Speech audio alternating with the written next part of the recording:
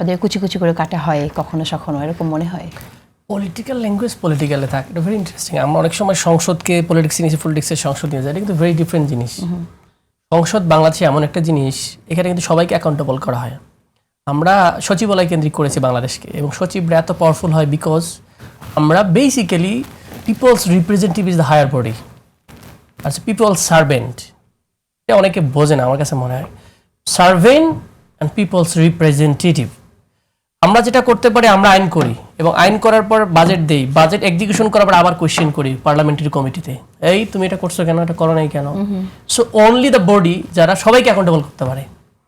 এই জন্য আমার পার্লামেন্টে কথা বললে কিন্তু মামলা করার কিছু নাই, এটা সভরেন বলা হয় না।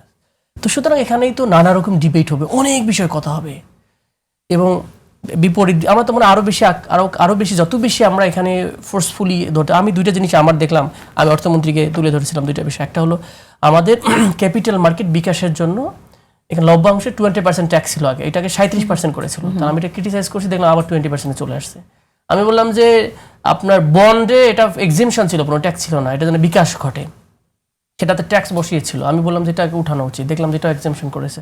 আমি পরে ওনাকে বললাম থ্যাংক ইউ যে আপনি অ্যাটলিস্ট আমাদের ক্যাপিটাল মার্কেটটা বিকাশ না হলে, আর বন্ড সিস্টেমটা বাংলাদেশে আনপপুলার। বন্ড মানে কি, এটাতে কিন্তু সুদ টুদ লাগে না। Very interesting. আপনারা পার্টনারশিপে গভর্নমেন্ট এবং আমি কাজ করে লাভ নিতে পারবো সবাই।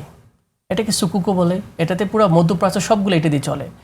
তাহলে আপনি সুদমুক্ত থাকলেন, আবার গভর্নমেন্টের যে ঋণ নেওয়ার একটা দায়বদ্ধতা সেটাও কমে গেল। সো এরকম ইন্টারেস্টিং একটা জিনিস বিকাশ করতে দিচ্ছে না, কিন্তু কারা বিকাশ করতে দিচ্ছে না, কিন্তু আরেকটা জিনিস ইন্টারেস্ট আছে। সো এরকম অনেক ভালো ভালো জিনিস আছে যেটা গভর্নমেন্ট, আমার কথা শোনেন, গভর্নমেন্টকে যদি ভালো চলে বা আমরা বাংলাদেশকে যদি বেটার করতে পারি, সবারই লাভ আছে।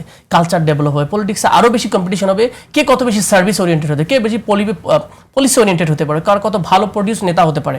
দ্যাট শুড বি একটা গুড গভর্নেন্স আমাদের পলিটিক্সের মানে না। ওরসেন কে কতটুকু, যে মাঝে মাঝে উদাহরণ দেয়, আমরা তো এখনো বিরোধী দলকে ধরি নাই, জেলখানায় পাঠিয়ে নেই।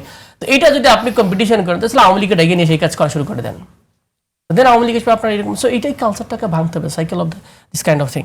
সো এটাতে এই পার্লামেন্ট নিয়ে নানা রকম অভিজ্ঞতা আছে, ভালো খারাপ মন্দ সবই ঠিক আছে। সো ওভারঅলি স্টিল ওকে যে বিরোধী দলের জায়গা থেকে আমরা সিরিয়াসলি আমরা আমাদের জায়গা থেকে আমরা পজিশন করে জনগণের কথাকে তুলে নেওয়ার জন্য আর কি।